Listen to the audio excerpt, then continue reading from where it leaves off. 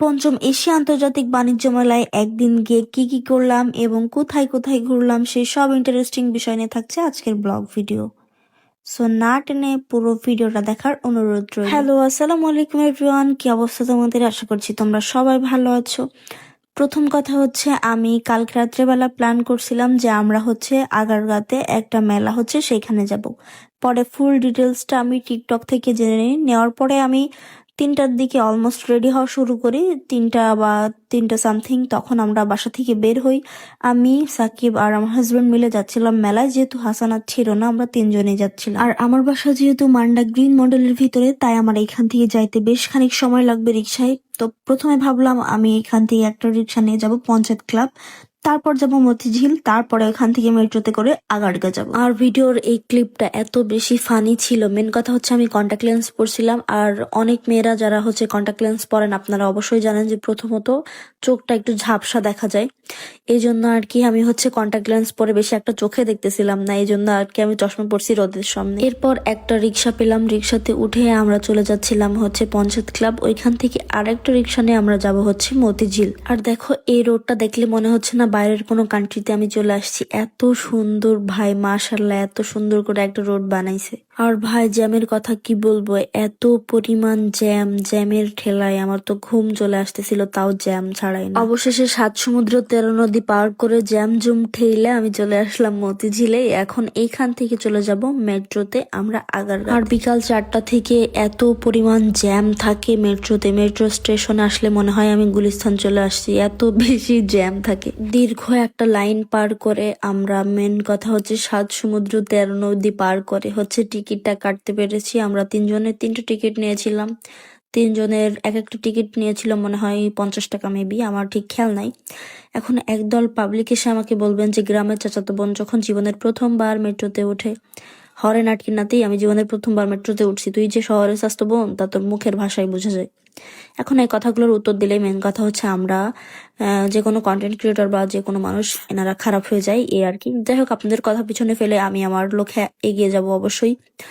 আপনারাই দেখেন এখানে কি পরিমাণ জ্যাম ছিল, মানে বিকাল টাইমে কখনোই আপনারা কেউ কোনো বেশি ইমার্জেন্সি প্রয়োজন ছাড়া মেট্রোতে আসবেন না, কারণ প্রচুর পরিমাণ জ্যাম থাকে সেই সময়। অবশেষে মেট্রো আসলো অনেকক্ষণ দাঁড়িয়ে থাকার পর। এখন আমরা মেট্রোতে উঠে যাব আর উঠে চলে যাব সোজা আগারগাঁও। এখন আপনারাই শুনেন যে মেট্রোর কি অবস্থা, অরিজিনাল ভয়েসটা দিয়ে দিচ্ছি, আপনারা শুনে দেখেন যে কেমন ভিড় আর কি পরিমাণ জ্যাম এখানে। তারপর আমরা গল্প আড্ডা দিতে দিতে চলে আসছি অবশেষে আগারগাঁতে। এখন মেট্রো থেকে নেমে আমার সর্বপ্রথম চোখ পড়ে ফুচকার দোকানে। যেহেতু আমি ফুচকা লাভার, অনেক বেশি টক পছন্দ, মিষ্টি পছন্দ, সবকিছুই পছন্দ, সেক্ষেত্রে প্রথমে গিয়ে আগে আমি বলছি আমাকে ফুচকা না খাওয়াইলে আমি কোথাও যাবো না। ফুচকা খাওয়া শেষ না করতে করতে আমার আবার মন চাইছে এখন আমি ঝালমুড়ি খাবো। কিছুদিন আগে হসপিটাল থেকে ব্যাক আসছি, আবার এখন সেই ফাস্টফুড নিয়ে আবার পড়ে আছি। ব্যাপার না, মীমাংসের একটু লজ্জা কম, ফুচকা ঝালমুড়ির প্রতি আসলে মীমাংসের কোনো লজ্জা। ফাইনালি আমরা চলে এসেছি পঞ্চম এশিয়া আন্তর্জাতিক বাণিজ্য মেলায়, যে মেলা আমি আগে পরে কখনোই দেখিনি। এটা আমার লাইফের ফার্স্ট দেখা। সো আমরা প্রথমে 30 টাকা দিয়ে টিকিট কেটে এই পুরো মেলাটা এখন ঘুরে দেখি। তারপর আমি আমার হাজবেন্ডকে বললাম চলো ভিতরে চলো। পরে আমরা 30 টাকা দিয়ে টিকিট কেটে ভিতরে গেছি, আর যেয়ে দেখি এত সুন্দর সুন্দর ড্রেস, সুন্দর সুন্দর ব্যাগ, অনেক ধরনের কিছু বিক্রি হচ্ছে এখানে। আমার তো সবগুলো এত পছন্দ হয়েছে, কিন্তু দুঃখজনক বিষয় লাস্টে আমি বাসায় কিচ্ছু কিনে নিয়ে আসেনি। তারপর আমার চোখ গিয়ে আটকায় একটা জুতার দিকে, যেটা আমার খুব বেশি পছন্দ হয়েছিল, কিন্তু দুর্ভাগ্যবশত আমি কিনিনি। কারণ আমি আমার হাজব্যান্ডকে কথা দিয়েছিলাম যে আজকে আমি কিচ্ছু কিনবো না, তা আর কি কিনি নাই। না কেনার পর তারপরেও একটু ঘোরাঘুরি করতেছিলাম। ঘোরাঘুরি আমার ভালোই পছন্দ, কিছু কিনি আর না কিনি, পুরো মেলাটা তো ঘুরে দেখা দরকার। এরপর চলে আসি মেলার আরেকটা সাইডে। এখানে অনেক ধরনের মেকআপ আইটেম পাওয়া যাচ্ছিল, আর আমার ফার্স্টে গিয়ে একটা লিপস্টিক পছন্দ হয়েছে যেটা নুড কালার, কিন্তু আমার কাছে মনে হচ্ছিল না এই শেডটা আমার ফেসের সাথে যাবে। পরে আর সেই লিপস্টিকটা নেওয়া হয় নাই। এরপর আমার জামাই আমাকে বলছে নাও তোমাকে একটা প্রাইমার কিনে দিই। আমি বললাম না, আমি এটা কিনবো না, কারণ এটা আমার বাসায় আছে। তারপর আর কি আমার মেলায় ঘোরাঘুরি প্রায় টোটালি শেষ হয়ে গেছিলো। আমার সব কিছু বিরক্ত লাগছিল কেমন জানি। যাই হোক, সবাইকে বলে রাখি সবাই পঞ্চম এশিয়া আন্তর্জাতিক বাণিজ্য মেলায় একবার হলেও ভিজিট করবেন। আর জায়গাটা কেমন লাগলো আর মেলাটা কেমন লাগলো আমাকে অবশ্যই কমেন্ট করে এসে জানাবেন।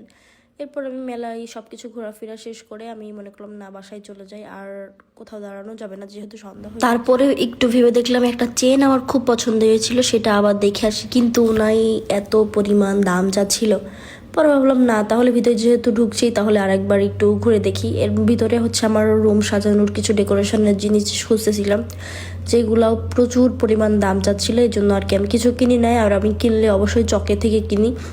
এসব জায়গা থেকে আমি ওরকম একটা কিছু কিনবো না, আমি যেহেতু কথা দিয়ে বের হয়েছি এই জন্য। এরপর আর কি মেলা থেকে বের হয়ে আমার একটা ভুট্টার দোকানের দিকে চোখ পড়লো, যে এইটা দেখে আমি আগে বলছি আমাকে হয় এটা খাবা, না হলে আজকে আমি আর বাড়ি যাবো না। এরপর আর কি ভুট্টা নিয়ে খাইতে খাইতে বাসায় চলে আসছিলাম। আর তোমাদের কাছে একটা কথা বলে রাখি, তোমরা অনেকেই বলো যে তোমাকে কন্টাক্ট লেন্সে মানায় না, তুমি কেন কন্টাক্ট লেন্স পরো, তোমাকে নাগিনের মতো লাগে প্লাস শাকচুন্নির মতো লাগে।